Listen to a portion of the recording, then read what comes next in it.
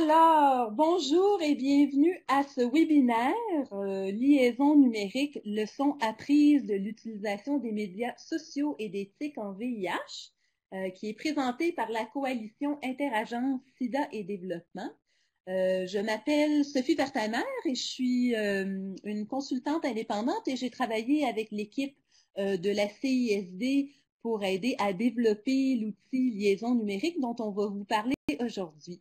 Alors, c'est un plaisir d'être des vôtres et d'avoir la chance de parler de cet outil. Avec moi aussi, j'ai Sarah Cloutier, qui travaille comme coordonnatrice de l'éducation à la santé pour l'organisme Blood Ties for Direction Center au Yukon, ainsi que Martin Bilodeau, qui est chargé de projet en diffusion de l'information et soutien éducatif pour le portail VIH-Sida du Québec. Qui est basé à Montréal et travaille à l'échelle provinciale du Québec. Alors, c'est un plaisir de les avoir avec nous.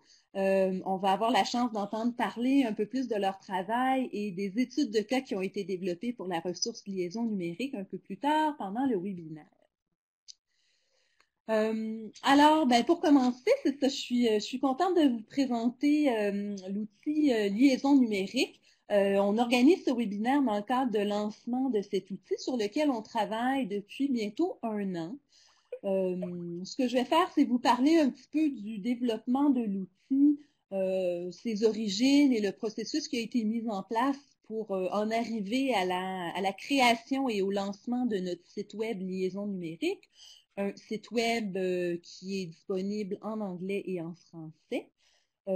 Puis par la suite, on aura la chance de s'entretenir donc avec deux représentants d'organismes qui ont contribué aux études de cas qui sont mis en valeur sur le site web. Alors, ça va être une belle opportunité d'en apprendre un peu plus sur certaines des leçons qui ont été apprises dans le cadre de leur propre travail qu'utilisent les médias sociaux et l'éthique, les technologies de l'information et des communications. Puis par la suite, j'animerai une petite séance de questions et réponses avec nos deux participants pour nos deux présentateurs, c'est-à-dire pour en savoir plus sur leur travail. Alors, je pense qu'on sait présentement qu'un peu partout dans le monde, dans notre société, les médias sociaux, les technologies d'information prennent une place vraiment, vraiment très importante. Elles affectent vraiment toutes les sphères de notre vie. On en perçoit l'impact de manière quotidienne. C'est vraiment difficile de les fuir. Elles sont partout, ces technologies, et elles affectent vraiment tous les aspects de notre vie, que ce soit comment on communique avec les autres, comment on fait nos activités de tous les jours, notre magasinage, nos communications avec nos amis, et bien sûr au niveau professionnel aussi, les médias sociaux, les technologies de l'information ont vraiment changé la nature du travail, comment on travaille et comment on collabore. Donc, l'idée avec ce site web, c'était de se pencher un peu plus sur la question. Les organismes utilisent et les gens utilisent de plus en plus les médias sociaux, les technologies d'information dans leur vie professionnelle ainsi que personnelle, mais c'est quelque chose dont on ne parle pas nécessairement souvent, on ne prend pas nécessairement le temps de parler de ces choses-là, de regarder qu'est-ce qu'on fait, comment, puis d'échanger peut-être certaines stratégies, certaines leçons qui peuvent émerger de ce travail-là, qui est quand même assez nouveau parce que ce sont des changements qui se sont manifestés dans les dernières décennies. Donc, c'est quand même assez récent, voire même dans les dernières années. Donc, l'idée de cette ressource, c'était de prendre un petit peu de recul puis de voir justement qu'est-ce qui se fait et qu'est-ce qu'on peut apprendre de ce qui a déjà été fait. On parle souvent, quand on parle de technologie mobile, quand on parle de médias sociaux, de questions d'accès. Et ça, c'est bien sûr très important parce qu'on s'entend que pas tout le monde a accès aux mêmes technologies, aux mêmes capacités à utiliser ces technologies-là. Puis ça, c'est un point très important qui est survenu à plusieurs reprises dans le cadre de l'élaboration de l'outil liaison numérique. Cependant, un autre point qui est important à soulever, c'est que les gens sont très, très débrouillards. Puis, souvent, quand on s'imagine que les gens n'ont peut-être pas accès aux technologie. C'est peut-être pas nécessairement le cas parce que les gens trouvent vraiment des moyens, de participer, d'utiliser ces outils, de participer au dialogue. Et ça semblait être un point qui s'est vraiment démarqué pendant les conversations qu'on a eues pour l'élaboration des études de cas, que parfois les organismes étaient surpris de savoir à quel point les gens étaient connectés, à quel point les gens utilisaient ces outils, même dans des contextes où ils ont peut-être des moyens limités, économiques, etc. On s'est penché sur des activités et des projets qui se sont faits dans le contexte canadien ainsi qu'internationalement. Donc, c'est sûr qu'on parle de contextes très, très variés à l'intérieur du Canada, mais aussi quand on regarde le contexte global, aussi mondial en termes d'accès à l'information, c'est des contextes très variés.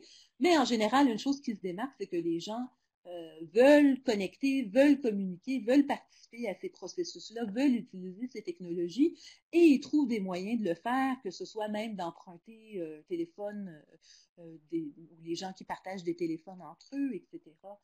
Les gens qui vont chercher accès à des réseaux sans fil, à la bibliothèque, dans des cafés. Il y a vraiment toutes sortes de stratégies très créatives qui sont utilisées pour pouvoir se connecter. Je pense qu'on sait aussi que la sexualité a su très bien s'adapter au monde virtuel, que c'est devenu un endroit privilégié pour la quête de plaisir, d'identité et de communauté. Et il en va logiquement que c'est également une place intéressante pour faire de la promotion à la santé sexuelle, pour faire des interventions, pour rejoindre les personnes qui vivent avec le VIH, qui sont vulnérables à différentes infections transmissibles sexuellement et par le sang. Donc, c'est des outils qui sont vraiment très utiles également. Puis c'était l'idée de cette ressource, c'était de se pencher un peu plus sur comment on peut utiliser ces différentes technologies, ces différents outils de manière efficace et optimale. Donc, le projet, comme je mentionnais, ça fait à peu près 1 an qu'on travaille sur ce projet qui est encore en cours. On a été appuyé par un comité aviseur dans toutes nos démarches. J'ai travaillé donc depuis pas mal le début du projet avec une employée de la CISD, Kate Alexander, et en consultation avec le comité aviseur qui nous a donné des idées, des rétroactions tout au long du processus. La majorité du travail s'est fait en utilisant des plateformes de travail virtuelles. Donc, encore une fois, on voit à quel point les technologies numériques peuvent affecter toutes les sphères de notre vie. Il y a certainement plusieurs outils de collaboration virtuelle qui sont très utiles. Celles qu'on a utilisées tout particulièrement dans le cadre de l'élaboration de cet outil sont Slack, une application de travail collaboratif, Skype, que vous connaissez peut-être pour la communication, et les outils Google Drive et Google Docs pour le partage de fichiers, pour pouvoir collaborer sur l'élaboration de documents simultanés aussi. Il y en a d'autres, mais on tenait quand même à mentionner ceux qui ont été utilisés le plus fréquemment. Et c'est un outil qui a vraiment été développé, un processus qui a été développé entièrement de manière virtuelle. Et le plus possible en utilisant aussi des technologies qui sont gratuites et facilement accessibles. En termes de processus, on a commencé avec une revue de la littérature, des outils et des projets en début de processus pour voir un peu qu'est-ce qui avait déjà été fait, qu'est-ce qui existait, quels étaient certains outils dont on pouvait apprendre, dont on pouvait s'inspirer, puis quels seraient certains projets qu'on voudrait mettre en valeur. Pour complémenter ce processus, on a aussi développé un sondage en ligne qui a été distribué assez grandement. On a eu quand même un bon nombre de réponses et l'idée, c'était de voir un peu quels étaient les besoins en information. Donc, quand on développait cette ressource, quelles étaient les informations que les gens voulaient obtenir sur l'utilisation des médias sociaux et des TIC. Puis aussi pour trouver des projets, des idées de projets qui existaient déjà, qu'on pourrait mettre en valeur dans les études de cas. Alors, c'est en fait comme ça qu'on a entendu parler de certains des projets qui sont mis en valeur sur le site web. Par la suite, une fois qu'on avait identifié les personnes qu'on allait, les organismes et les projets qu'on voulait mettre en valeur dans le site web, on les a contactés, on a mené des entretiens téléphoniques, puis des correspondances électroniques pour développer les études de cas. Présentement, il y a 6 études de cas qui sont sur le site web et il y en a 3 autres qui vont paraître dans les prochaines semaines. Et on espère bien sûr que peut-être si le financement et le temps le permettent, il y aura peut-être d'autres études de cas, d'autres informations qui vont se rajouter au fur et à mesure. L'avantage et l'intérêt bien sûr d'un site web, c'est que c'est quelque chose qui est flexible, qui peut être mis à jour assez facilement. Encore une fois, on utilise une technologie WordPress qui nous est familière, donc on peut adapter au fur et à mesure, puis on a essayé de mettre en place des choses qui seraient accessibles justement pour faciliter ce processus-là.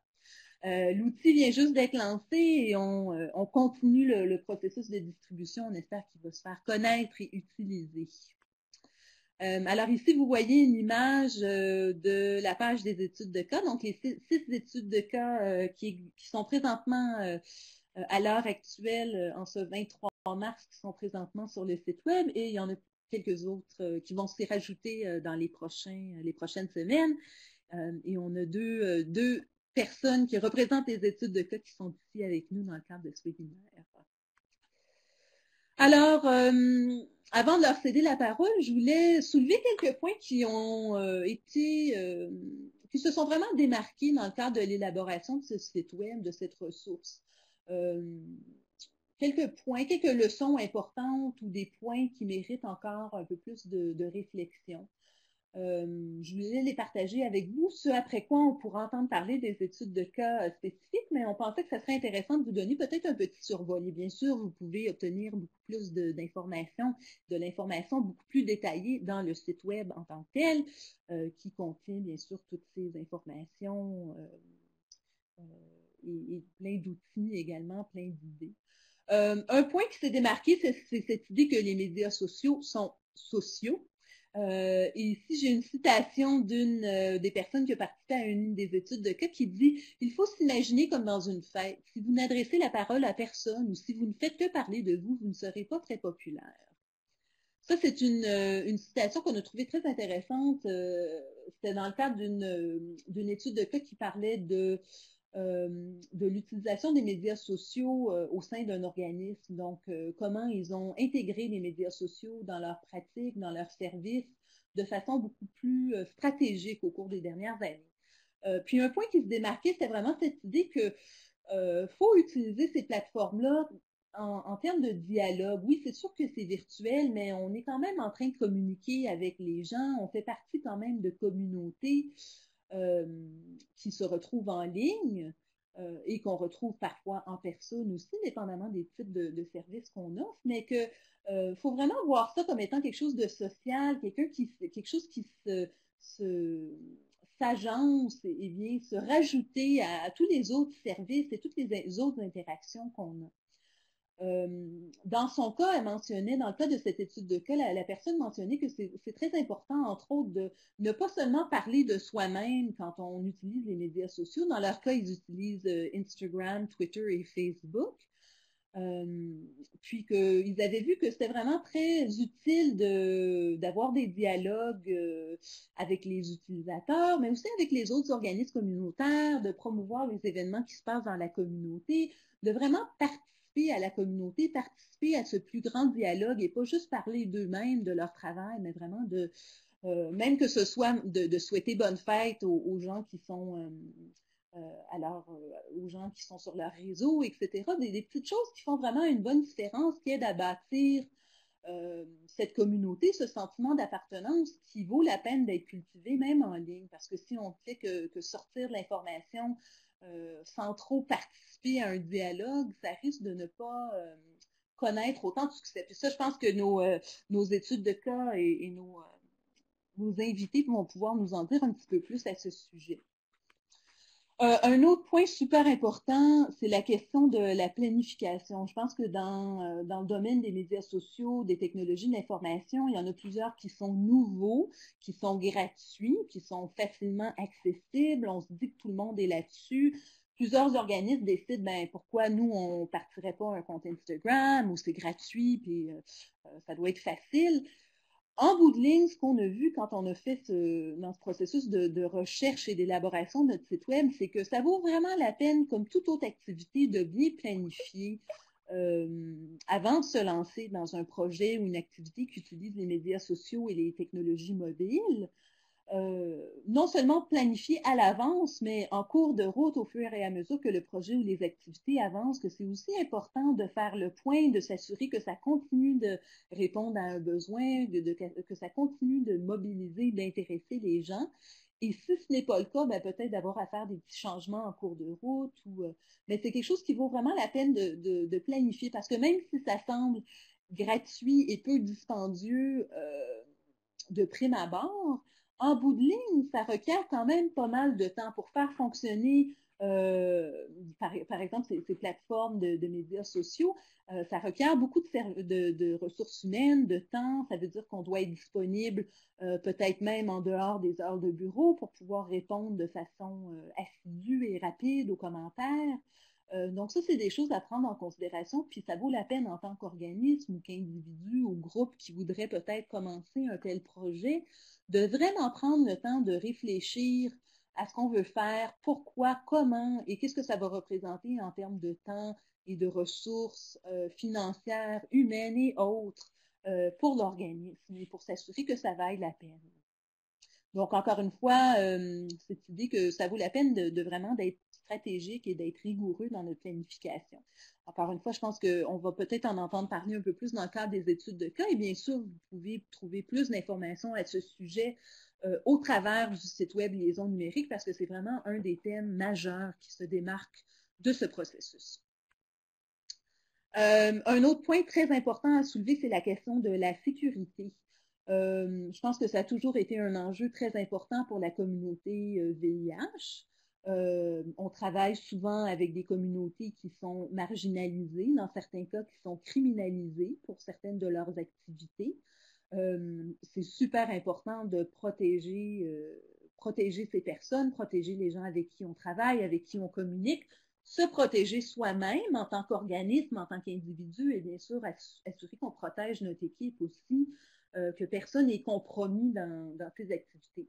Ça semble, oui, c'est sûr que c'est important, mais en termes de côté pratique, c'est pas toujours facile, surtout quand on travaille dans un contexte multinational et un peu opaque, c'est-à-dire le virtuel. On ne sait pas toujours quelles sont les règles, où sont basées les choses. On a vu, entre autres, que, par exemple, si on utilise un outil qui est basé ou dont le serveur est basé aux États-Unis, ça veut dire que les règles des États-Unis, les règles américaines s'appliquent, ce qui peut avoir des enjeux tout particuliers pour un organisme qui travaille auprès de communautés dont certains gestes pourraient être criminalisés. Je pense notamment au travail du sexe dans plusieurs contextes.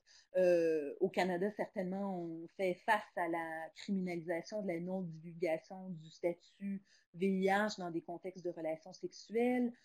Donc ça, ce sont des enjeux super importants qu'il faut vraiment, vraiment prendre en considération quand on travaille sur le monde, quand on travaille en général, mais quand on travaille dans le monde virtuel également, parce que ça devient un peu moins clair et un peu moins évident comment on peut protéger justement les gens avec qui on fait affaire, s'assurer qu'on différencie par exemple les services anonymes des services confidentiels, qu'on s'assure de ne pas garder des informations, des données qui pourraient être compromettantes aux personnes avec qui on travaille. En termes de stratégie, des points qui ont été soulevés, qui valent la peine d'être mentionnés, c'est l'idée qu'on doit vraiment essayer autant que possible de se tourner vers des personnes qui ont de l'expertise spécifique en termes de sécurité dans le monde virtuel. Certains des personnes à qui on a parlé ont mentionné, par exemple, qu'ils faisaient affaire avec des experts en cybersécurité basés dans des postes de police. Donc ça, c'est une stratégie potentielle. Au niveau du mouvement de la violence contre les femmes, la violence basée sur le genre. Il y a des ressources super intéressantes qui ont été développées pour combattre les cyberagressions, par exemple, ou pour maximiser sa cybersécurité. Donc ça, c'est peut-être un autre monde à explorer. Si c'est quelque chose qui vous intéresse, qui vous interpelle, dont vous aimeriez avoir plus d'informations, peut-être regarder aussi au niveau des groupes de prévention de la violence basés sur le genre, voir qu'est-ce qui a été développé dans votre milieu pour avoir des informations qui sont vraiment spécifiques à votre emplacement géographique, à votre contexte aussi. Mais c'est vraiment très, très important de penser et d'envisager toutes ces éventualités pour s'assurer qu'on protège les gens avec qui on travaille dans un contexte qui n'est pas toujours très évident. Et finalement, dernier point que je voulais soulever avant de céder la parole à nos invités, c'est la question de la mesure, de l'évaluation de l'impact de nos activités. Ça, c'est un autre point qui a été soulevé pendant tout le processus. Puis encore une fois, c'est peut-être un peu moins... Les questions sont plus nombreuses que les réponses. Mais c'est à savoir, justement, avec ces nouvelles technologies, ces nouveaux outils, comment on arrive à mesurer leur impact, comment on arrive à savoir si on fait une différence, si nos activités portent fruit. Bien sûr, il y a les données cybermétriques qui sont une façon d'avoir certainement une partie du casse-tête, de savoir qui regarde nos informations, comment, bien sûr, de voir les interactions qui se passent en ligne dans les contextes de réseaux sociaux.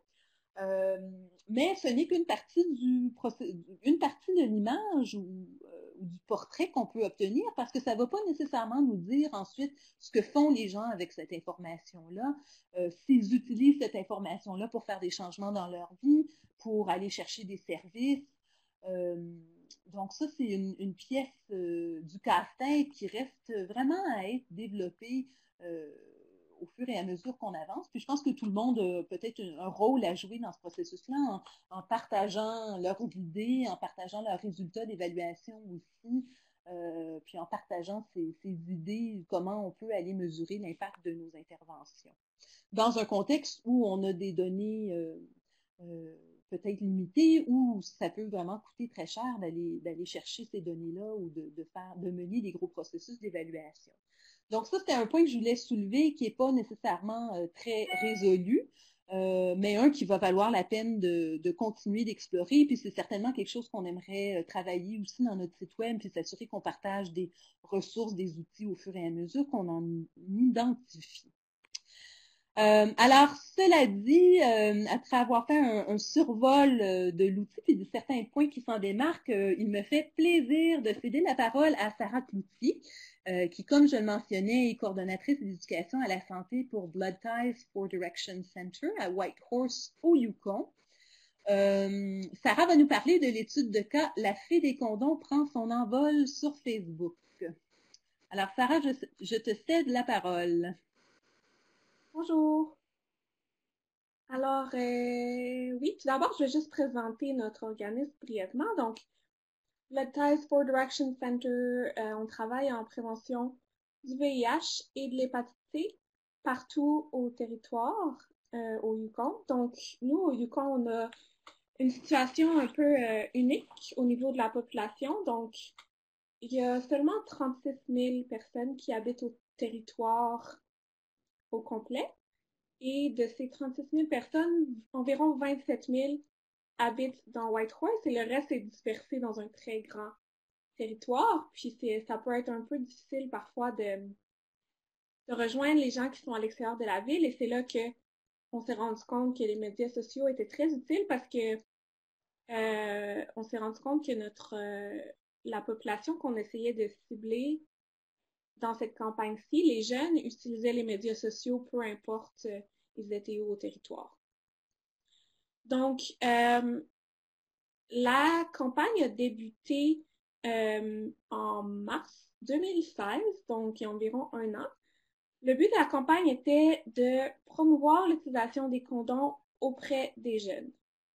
Donc, en fait, on n'avait pas prévu une aussi importante utilisation des médias sociaux au début de la campagne. Ça a vraiment été au cours de la campagne qu'on s'est rendu compte que c'était vraiment autant un outil central. Donc, juste pour vous donner une idée un peu de comment on a débuté la campagne, on a décidé de faire des groupes de discussion avec des jeunes. On a fait 2 groupes ici à Whitehorse, puis 2 groupes dans une communauté à l'extérieur qui s'appelle Haynes Junction, et où la plupart des jeunes qu'on a rencontrés sont de Premières Nations. Donc, on voulait savoir un peu, avec une campagne, qu'est-ce qui serait utile comme message pour promouvoir l'utilisation des condoms et de quelle façon on devrait structurer le message. Les jeunes ont eu vraiment des commentaires puis des suggestions super intéressantes. Fait que c'était vraiment une bonne idée d'aller les consulter. Premièrement, un commentaire qu'ils nous ont fait, c'était que c'est une bonne idée d'utiliser l'humour pour les rejoindre. Donc, ils ont dit qu'ils étaient un petit peu tannés d'entendre les messages de peur, disons, autour du VIH, autour des infections transmises sexuellement. Ils voulaient quelque chose d'un peu plus divertissant. Ce qu'on a entendu aussi, c'est que la question sociale pour eux était très importante. Donc, ce qu'ils nous ont dit, c'est que oui, ils parlaient de sexualité avec leurs amis, mais avec les amis, avec les partenaires sexuels, c'est encore très difficile pour eux de parler de sexe sécuritaire, parler de condoms, mais qu'ils trouvaient quand même des solutions créatives, par exemple, donner un condom à un ami, demander un condom à un ami. Donc, cette question sociale était très importante, mais encore un défi pour eux. Ils nous ont dit aussi, lorsqu'on va faire le party le soir, qu'on commence à être avec une personne, on va avoir des relations sexuelles même si on n'a pas de condom. Et c'est à ce moment-là qu'il y a une jeune fille, en fait, qui nous a proposé l'idée de la fée des condoms, Condom Fairy en anglais. Elle a dit, si seulement il pouvait avoir une fée des condoms qui apparaît magiquement, ça serait formidable. Et là, tout le monde a ri, puis on a dit, ah, mais quelle bonne idée pour une campagne. Donc, c'est venu directement des jeunes.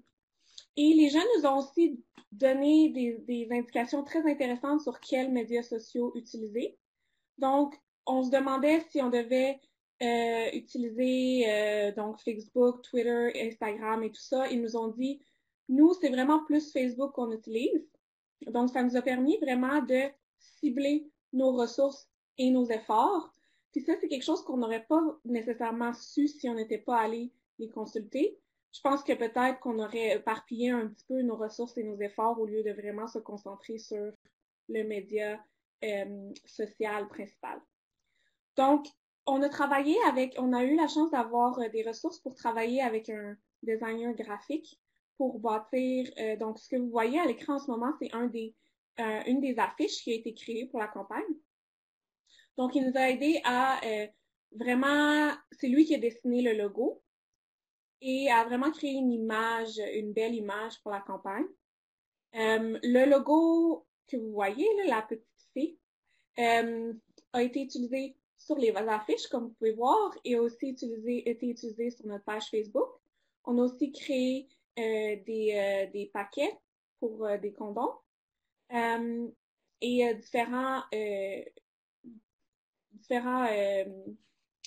disons, on a eu des bouteilles d'eau, des tasses aussi. Donc, quand les gens voyaient le logo sur notre page Facebook, ils pouvaient aussi retrouver le logo dans leur communauté sur des affiches ou sur d'autres choses. On a donné beaucoup de prix aussi avec le logo. Quand on a débuté la page Facebook, on s'est rendu compte en fait qu'on a eu beaucoup plus de succès qu'on avait prévu. Donc, Blood Ties, on utilisait déjà Facebook depuis un certain temps, mais c'était jamais un outil très central, disons, à nos communications. Donc, on ne s'attendait pas à avoir autant de succès parce que bien vite, notre page Facebook pour la fée des condoms a eu plus en fait de mentions j'aime que la page principale de notre organisme. Donc, on voyait vraiment qu'il y avait quelque chose qui était attrayant pour principalement notre public qui était les jeunes. Ce qu'on s'est rendu compte rapidement aussi, c'est qu'on essayait d'utiliser la page Facebook pour donner plus d'informations. Donc, donner de l'information sur le sexe sécuritaire, sur l'utilisation des condoms, sur le VIH, mais on voyait que les gens cliquaient pas beaucoup sur les liens quand on essayait de donner des articles avec plus d'informations. Par contre, quand on mettait simplement une image avec un message, c'est vraiment là que les gens cliquaient plus sur le lien ou cliquaient plus j'aime sur le lien. Donc, comme on voit à l'écran en ce moment, on a commencé à créer nous-mêmes des mimes. Je ne connais pas la traduction en français, peut-être Sophie, tu l'as, mais c'est vraiment ça qui a été populaire avec les jeunes. C'était vraiment de créer des images, encore une fois, qui utilisaient l'humour, un message que en un coup d'œil, les jeunes pouvaient avoir et qui n'avaient pas nécessairement besoin d'aller cliquer pour avoir plus d'informations. Un autre outil qui a été très, très utile pour nous, c'était de payer pour avoir plus de visibilité pour ce qu'on mettait sur notre page Facebook. Donc, nous, en fait, on a la chance d'avoir une population assez limitée, donc on n'avait pas besoin d'un très grand budget pour aller rejoindre un grand pourcentage de notre population cible. Et on a vu vraiment que en comparant ce qu'on mettait sur notre page Facebook, ce qu'on faisait simplement mettre comparativement à ce qu'on mettait, mais ce qu'on payait pour pouvoir apparaître en publicité, il y avait beaucoup plus de visibilité quand on payait pour la publicité. Par contre, si vous avez déjà utilisé les publicités Facebook, vous savez qu'il y a certains défis reliés à ça. Notamment, il faut que le texte soit seulement 10% de l'image qu'on met si on veut publiciser. Donc, il a fallu beaucoup ajuster, beaucoup d'essais-erreurs pour que vraiment nos publicités soient acceptées. Une autre chose qu'on a faite, c'est qu'on a mis beaucoup de concours sur notre page Facebook. Ça a très bien fonctionné. Par exemple, proposer une nouvelle saveur de condom. Ou encore, qu'est-ce que vous diriez à un ami pour lui convaincre d'utiliser un condom? Donc, les gens mettaient des réponses et ensuite on tirait des prix. Et soit la personne venait chercher les prix, ou on a eu beaucoup de gagnants qui étaient à l'extérieur de Whitehorse, donc on envoyait des prix par la poste. Donc encore là, on a été chanceux d'avoir le budget pour pouvoir premièrement acheter les prix et aussi les envoyer par la poste.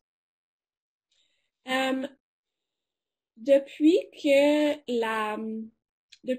l'étude de cas est parue sur le site web, c'est un très bon résumé en passant sur le site web, on a beaucoup apprécié. Il y a eu du nouveau, en fait, cette année, il y a environ 2 mois, on a décidé de faire une évaluation de la campagne. Donc, comme Sophie a mentionné, c'est toujours un défi d'évaluer les résultats, de voir qui on a rejoint et de voir si on a réussi à faire des changements. Ce qu'on a fait, en fait, c'est qu'on a fait un questionnaire en utilisant SurveyMonkey. On l'a mis sur notre page Facebook. Encore une fois, si les gens remplissaient le questionnaire, ils avaient une chance de gagner un prix. Donc, on l'a mis sur notre page Facebook et on l'a aussi distribué en version papier dans 2 centres pour jeunes ici à Whitehorse. Au total, on a eu autour de 60 répondants. Pour notre population, en fait, c'est quand même un nombre significatif. C'est sûr que dans une grande ville, ça le ferait pas, mais pour nous, en fait, c'est un assez bon échantillon.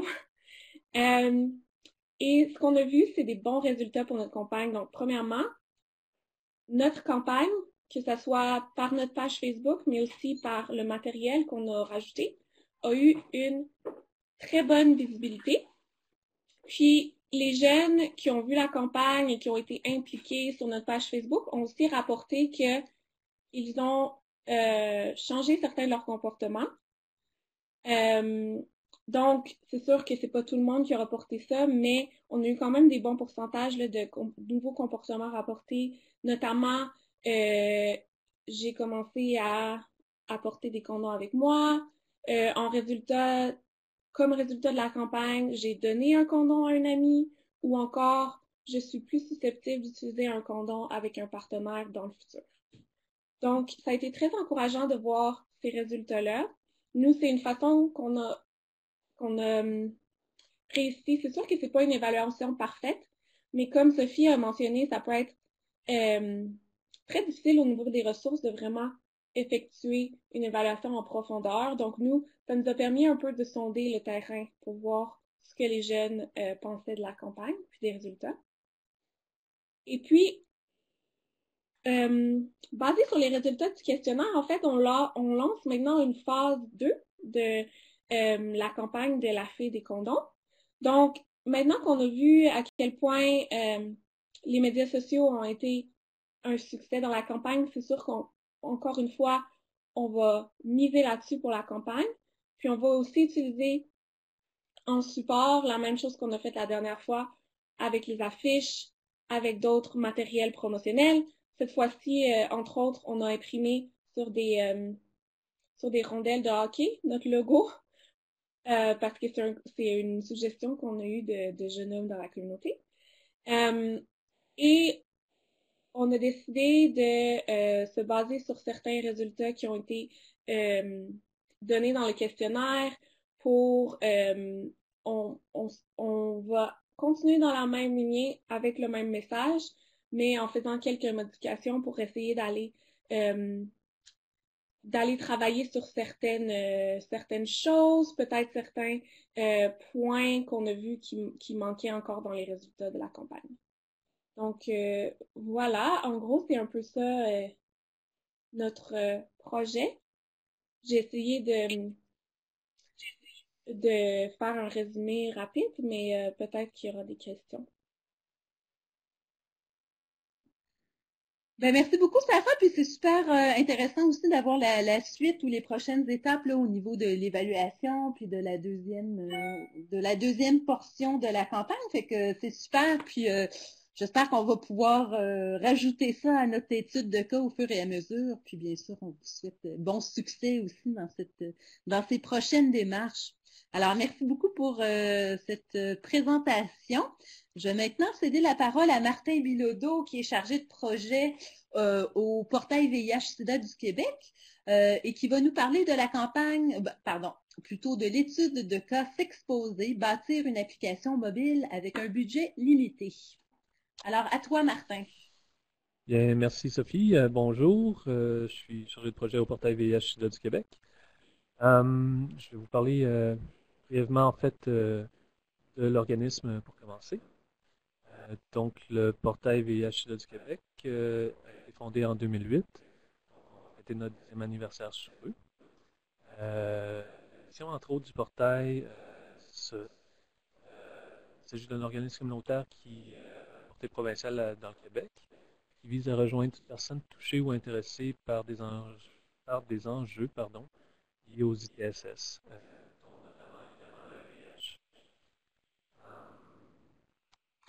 Un des objectifs du portail est de favoriser l'accès à de l'information fiable et de qualité, afin que chacun puisse lutter contre la stigmatisation, la discrimination ou les violences. Et puis, entre autres, le portail vise à développer des outils virtuels ou imprimés, des activités, notamment avec des multimédia, des conférences et des ateliers. Certaines des activités et ressources pour lesquelles le portail est connu. En fait, il y a le guide essentiel du VIH-Sida qui est un VIH 101 en soi, référence justement au niveau du VIH, l'application du virus, historique. Nous sommes en train de faire une refonte justement du guide essentiel, que ça soit à jour avec les données d'aujourd'hui. Sinon, bien, le portail est beaucoup en ligne, un site web informatif, puis un volet des actualités sur le VIH, puis d'autres ITSS également.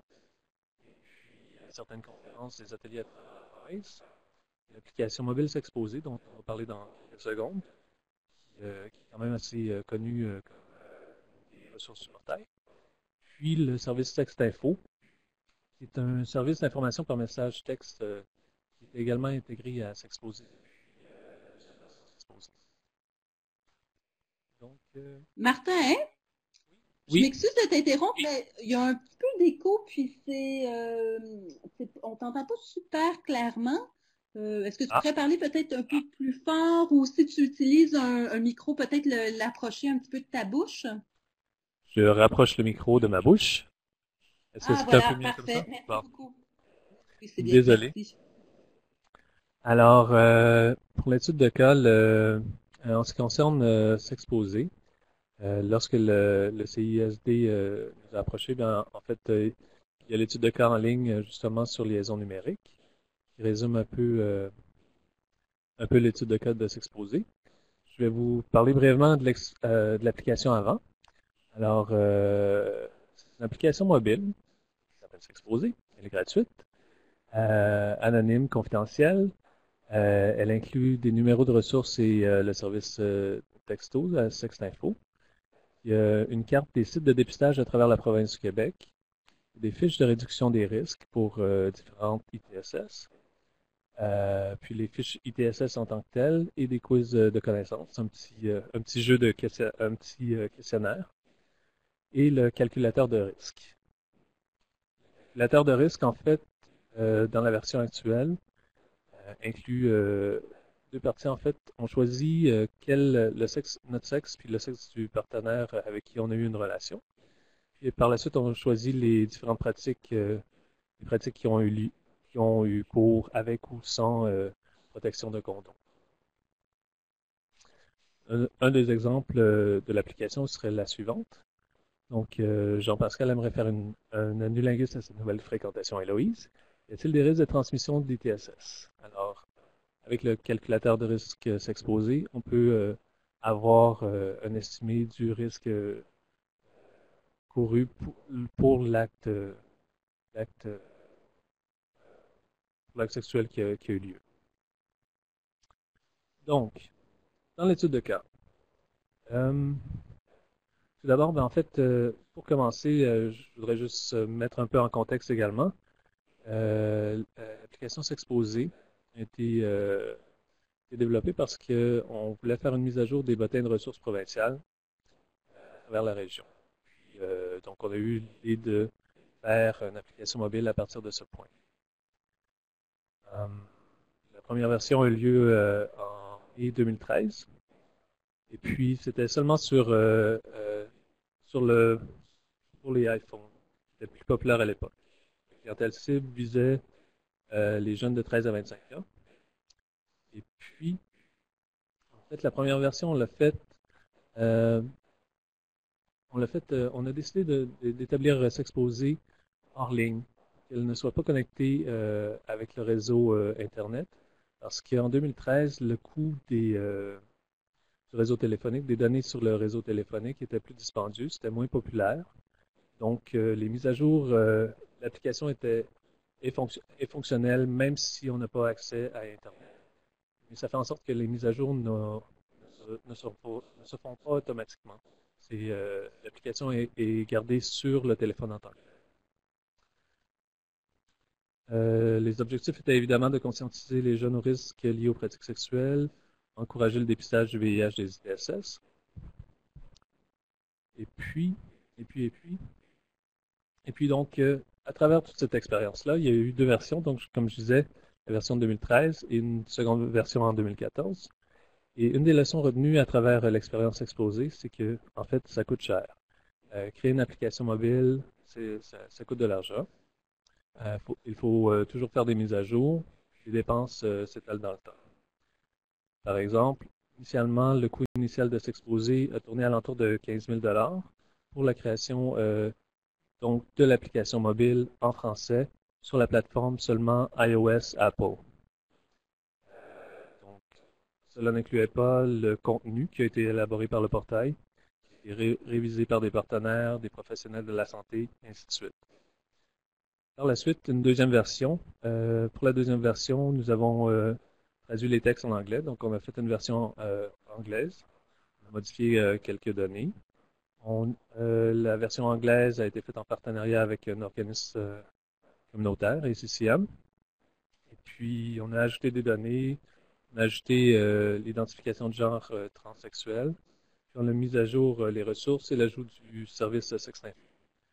Donc, pour cette deuxième version, dont le code était relativement similaire, dont le travail principal au niveau du contenu a été fait par nous et nos partenaires.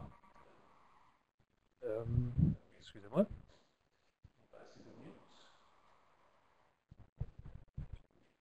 Alors, pour la deuxième version, pour une version Android, le code était pour la version Android, le coût a été estimé à environ 10 000 $. Sinon, au niveau des implications également, c'est qu'il s'agissait de faire des tests utilisateurs maintenant sur 2 codes différents, avec 2 langues différentes et 9 combinaisons possibles.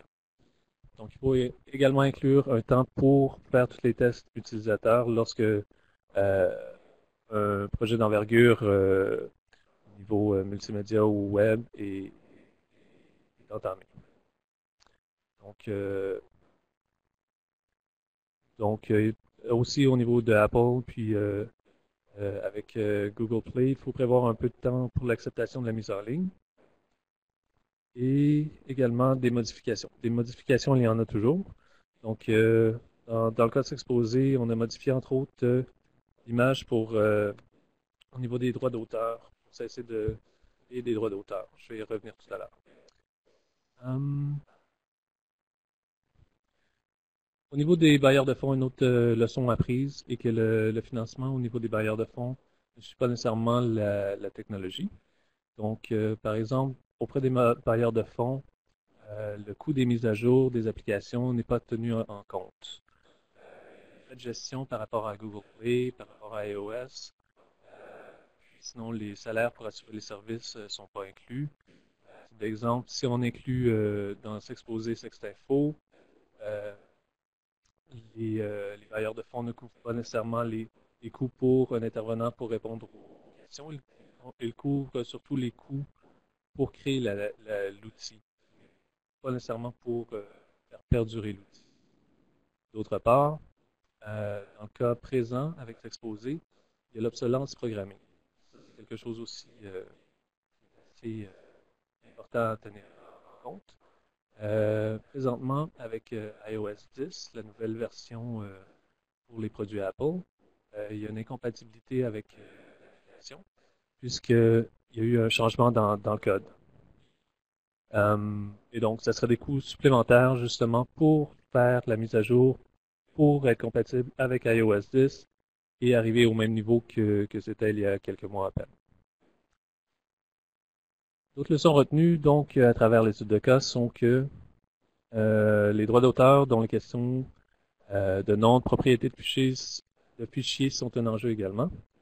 Comme je disais tout à l'heure, initialement, on avait fait affaire avec un artiste qui avait des droits d'auteur sur le visuel de l'application et à chaque fois qu'il y avait une représentation du visuel. Donc, pour réduire nos coûts, lors de la deuxième année, on a changé les images afin de ne pas avoir ces coûts récurrents chaque année. Également, c'est important d'avoir accès aux fichiers de programmation en tant que tel, de savoir qui est le propriétaire. Puis, on a récupéré nos fichiers de programmation afin d'avoir plus de flexibilité, puis afin de pouvoir peut-être sauver de l'argent en utilisant un sous-traitant pour les mises à jour. Et voilà. Un autre, oui, c'était juste au niveau des coûts. Leçon 4, le financement n'est pas... En fait, un des grands points avec S'exposer, c'est qu'on a élaboré plusieurs partenariats, plusieurs collaborations qui nous ont fait sauver beaucoup d'argent. Ils nous ont facilité la tâche à diffuser l'application. Entre autres, je parlais tout à l'heure que ACCM nous avait aidé au niveau de la traduction anglaise. Également, ils ont un service de texto en anglais qui est similaire à celui qui... En fait, il a inspiré beaucoup notre service Sextinfo qu'on a intégré à S'exposer. Et puis, on a également fait un partage avec un organisme de l'Espagne, la Catalogne. Et puis, l'organisme, je n'ai pas le nom de l'organisme, mais l'application qu'ils ont développée s'appelle Sextat. Elle s'inspire beaucoup de S'exposer. Et puis, en collaborant avec eux, nous avons échangé nos fichiers pour leur application mobile et eux nous ont fourni des traductions en espagnol. Donc, avec les traductions espagnoles, on espère pouvoir faire une version en espagnol également bientôt de s'exposer. Un des points également, juste revenir sur les partenariats peut-être. Il y a d'autres partenariats que nous avons utilisés, des partenariats en échange de visibilité pour promouvoir les produits dans notre cas s'exposer. Et puis, un cas absent de l'étude de cas, c'est aussi de tenir en compte le niveau de littératie. Lorsqu'on conçoit un outil ou la promotion de produit quelconque, il faut tenir en compte que le niveau de difficulté de lecture. Utiliser habituellement des phrases brèves, des mots contenant moins de syllabes, puis également tenir en compte l'aspect ludique. Je pense que Sarah Cloutier, justement, en parlait beaucoup au niveau des campagnes sociaux avec les mémés. Utiliser des campagnes ludiques où l'humour peut faciliter, sans doute, peut faciliter le partage et la popularité du produit.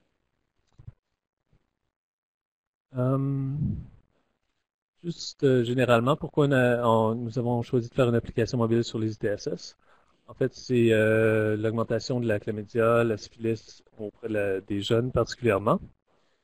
Puis, on a vu la croissance de la popularité des médias sociaux et aussi des téléphones mobiles, surtout parmi les jeunes, plus rapidement que dans d'autres tranches d'âge. Puis, je voudrais également souligner, en fait, souligner l'importance lorsque c'est un produit mobile, multimédia, Internet, en fait, sur des plateformes du genre. Faut faire bien attention à la protection de la vie privée.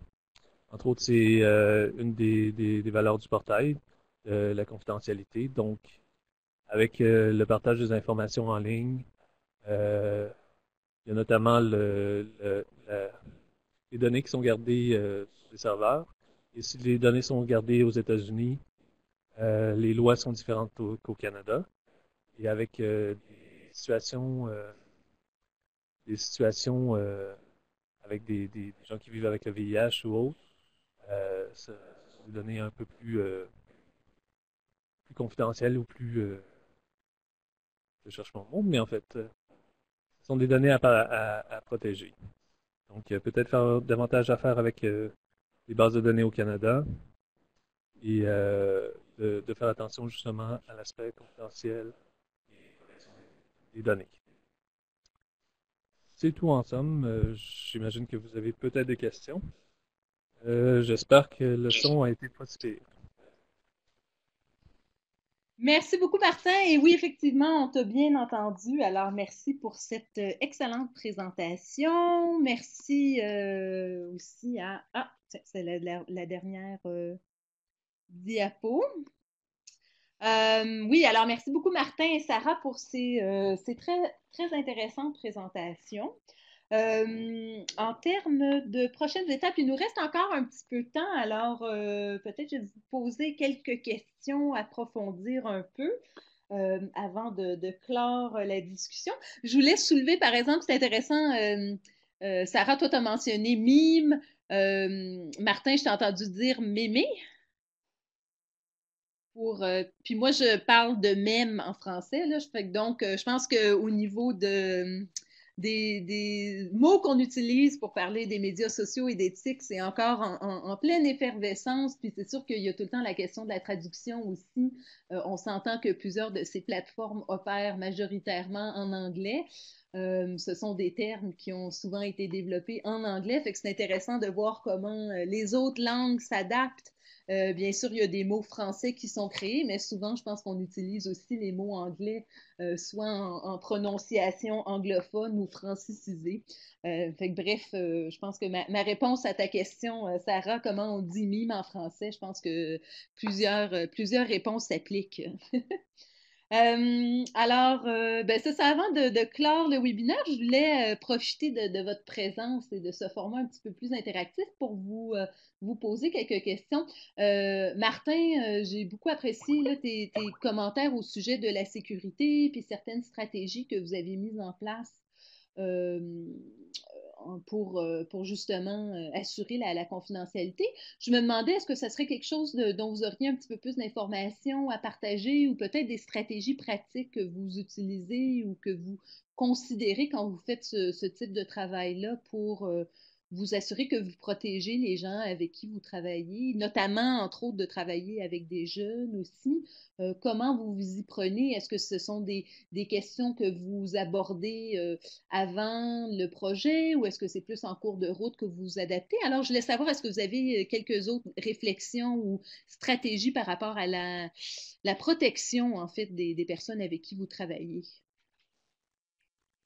En fait, euh, En fait, je pense que c'est au niveau de la réflexion initiale qu'on essaie d'élaborer une stratégie au niveau de la protection des données. J'ai à titre d'exemple surtout le service Sextinfo qui a été développé par des spécialistes web puis qui ont développé une plateforme complètement autonome puis dont justement la base de données a été gérée au Canada avec des systèmes de protection. Le passage également de notre site web sur un serveur protégé, un HTTPS sécurisé. Il y a il y a également des guides, des protocoles un peu de la Coxida qui favorisent des démarches pour essayer de protéger le plus possible les données en ligne. En ce qui concerne s'exposer, bien en fait, ça ne collecte pas de données. Et puis, d'autre part, c'est déconnecté de l'Internet une fois que l'application est sur un téléphone. Puis on avait choisi également, pas au niveau de la protection des données, mais au niveau de la confidentialité de l'application, le fait de ne pas mettre de musique, c'était voulu pour que ça reste discret. Par exemple, c'est un peu Hmm. un autre sujet, là. OK, merci Martin. Sarah, toi, avais-tu quelques idées ou est-ce que c'est quelque chose Euh, ouais, une considération ou quelque chose qui vous préoccupe dans vos démarches par rapport à Pour la nous, campagne, par exemple? pour nous, c'était un peu différent parce que dans la campagne, il n'y avait pas d'informations personnelles qui étaient impliquées. Donc, par exemple, lors des concours et tout ça, les gens étaient invités à, à écrire là, de façon publique sur la page. Donc, quand les gens euh, interagissent avec la page, étant donné que c'est une page publique Facebook, ben, ils acceptent d'interagir publiquement. La seule chose, ça serait si les gens nous écrivent des messages privés. Là, ça serait une considération avec des questions plus personnelles, disons, mais ça, c'est pas quelque chose qui s'est présenté encore. Puis je pense qu'une des leçons qu'on a, nous, c'est que beaucoup de ces considérations-là, on les a pas on les a pas discutés, on n'en a pas discuté au début. C'est beaucoup des questionnements qui se présentent en cours de route. Puis je pense que c'est arrivé parce que la campagne c'est un peu nouveau pour nous d'utiliser autant les médias sociaux. Donc, non, de notre côté, on n'a pas vraiment, j'ai pas grand-chose à partager de ce côté-là. Ok. Si vous Merci. permettez, euh, justement, Facebook, c'est un bon exemple. Pour nous, on aimerait beaucoup rejoindre davantage de personnes vivant avec le VIH, mais le médium de Facebook est probablement pas le meilleur, étant donné que ça garde plusieurs données accessibles, même lorsque les comptes sont supprimés ou c'est pas un lieu, le lieu le plus sécuritaire, disons, pour des groupes fermés de personnes vivant avec le VIH ou des choses comme ça. Mais ça faisait partie d'une des réflexions des possibilités qu'on avait déjà considérées, mais c'était pas le bon outil pour. Mais Oui, lorsqu'il s'agit de exactement. jeunes ou de nos populations, c'est complètement autre chose, là. Je pense que c'est un bon point, Martin, que nous, dans notre campagne, en fait, on rejoint un public jeune plus large. Mhm. Donc, en interagissant sur notre page, ça n'indique rien sur leur statut de santé. Donc, c'est très différent. Je pense que c'est un bon point que tu soulèves. Et dans le fond, c'est de voir les outils qui sont disponibles, puis dépendamment de ce qu'on veut faire, là, de choisir les outils en conséquence, puis peut-être de délaisser certains outils, justement, qui pourraient, dans une situation où ça pourrait compromettre, où il y a des questions d'information personnelle. Exactement. Je vois qu'on approche, on arrive à la fin, mais je voulais quand même vous laisser une autre petite opportunité. J'étais curieuse à savoir si vous aviez à partager une leçon ou une idée en particulier qui se démarque que ce soit de vos activités avec S'exposer, avec la campagne Fée des condoms, ou dans vos propres activités, dans vos propres utilisations aussi des médias sociaux, des technologies, à titre personnel ou professionnel, est-ce qu'il y a quelque chose qui se démarque pour vous, une leçon ou un mot de la fin que vous aimeriez partager?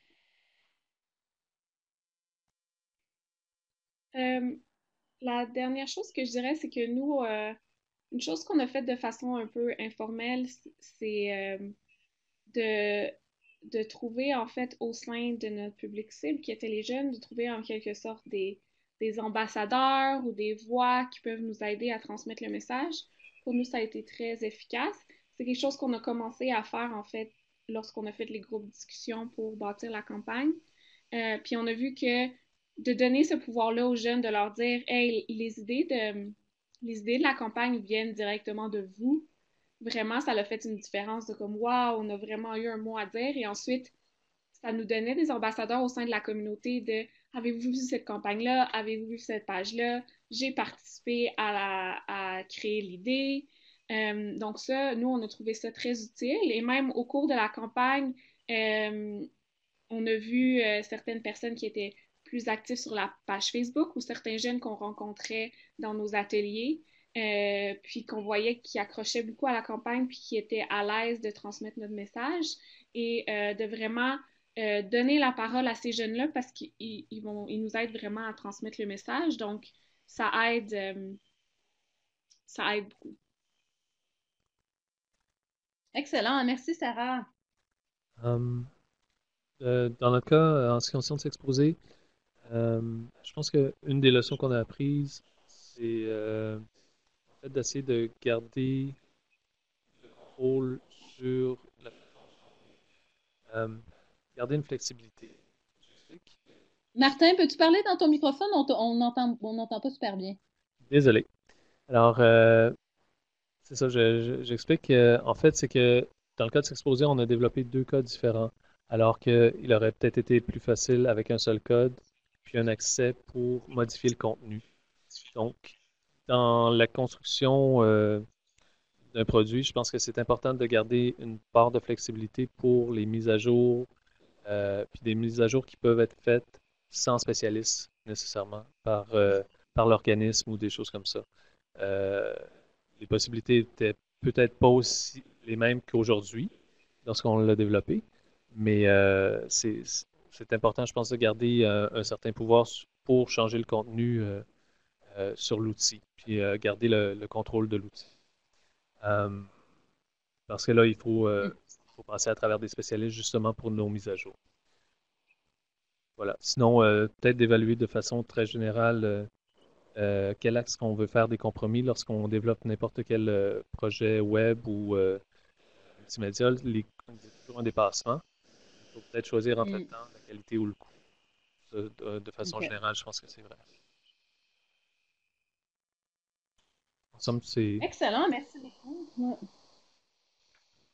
Je pense que ce sont de bonnes idées, là. Puis certainement, pour en revenir à ton point, là, garder la flexibilité, puis le contrôle aussi de l'outil, ça c'est quelque chose que je sais qu'on en avait parlé là, en développant l'étude de cas, puis c'est quelque chose que j'ai gardé en tête, entre autres quand on développait cet outil justement où on a utilisé une plateforme qui est quand même accessible. Pour moi, par exemple, qui ne suis pas une grande, je suis pas une personne super calée en technologie, là, mais je connais cette plateforme, je suis capable de l'utiliser, fait que ça permet justement de partager aussi la tâche, puis au fur et à mesure qu'on a des nouvelles informations à rajouter, etc., c'est super pratique. Puis justement, ça nous évite d'avoir à passer toujours par d'autres personnes pour pouvoir faire ces mises à jour. Fait que d'un point de vue personnel, je suis tout à fait d'accord. Puis c'est quelque chose qu'on a pris en considération quand on développait cet outil. Alors, merci. Je pense que c'est une recommandation très pratique.